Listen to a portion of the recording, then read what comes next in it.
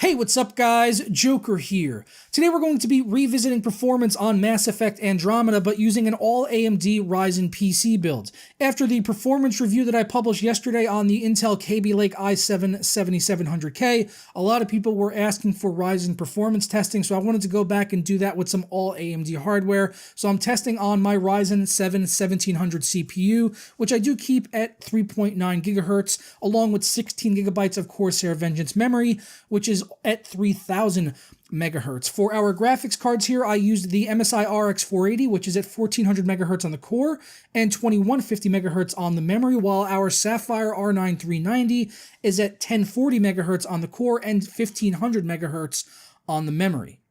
We were using the latest driver from AMD, which is optimized for Mass Effect Andromeda, and you'll be seeing the gameplay on your screen now here using that Ryzen 1700 along with the RX 480, and it is running really well through some of these taxing areas. I was testing at 1080p on the high settings here today. If you remember yesterday, I did all of my performance testing at Ultra, where I saw the RX 480 dip down to an average of 55 FPS here. So I wanted to drop that down to high to see if we can get a higher average here, hopefully keeping it over 60 frames the majority of the time. And you can see that here through even this really thick action, that is the case, where it is staying over 60 FPS almost all the time.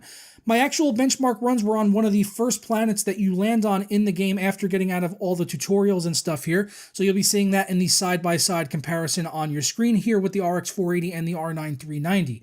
In this test here, my RX 480 ended up pulling in an average of 64 FPS and a minimum of 53, while the R9 390 ended up getting an average of 48 FPS and a minimum of 39. So a very impressive showing for the RX 480 here, testing with the Ryzen CPU, but the R9 390 does fall behind quite a bit. You're probably going to want to tweak some options down even below high in order to get smooth performance over 60 frames on the R9 390 if that's super important to you to keep the 60 FPS all the time for that graphics card.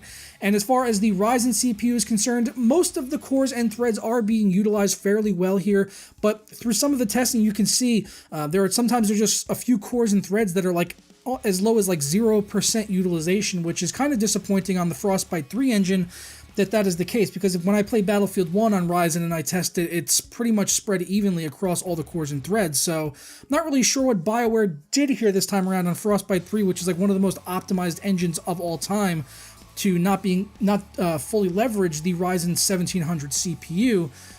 But, you know, it is still running really well. Like I said here, it's not holding it back like massively, but there are just a few cores and threads here which are not being fully utilized. So you can take from that what you will. I feel like maybe if they were being pushed all the way, maybe we might get a few FPS more here on the cards that we are testing. So maybe we'll see some further optimization from BioWare in the future. Maybe we'll get a DirectX 12 patch down the road or something like that. That would be great to see as well.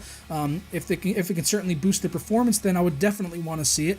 But let me know your thoughts down in the comments below, guys. If you are still thinking about picking up Mass Effect Andromeda, I will leave a link over to cdkeys.com in the description, which helps save you a few bucks, and I get to make a few bucks in the process if you buy anything over there, so it does support the channel. But I'm going to go ahead and get on out of here, guys, and I will catch you next time. Sorry.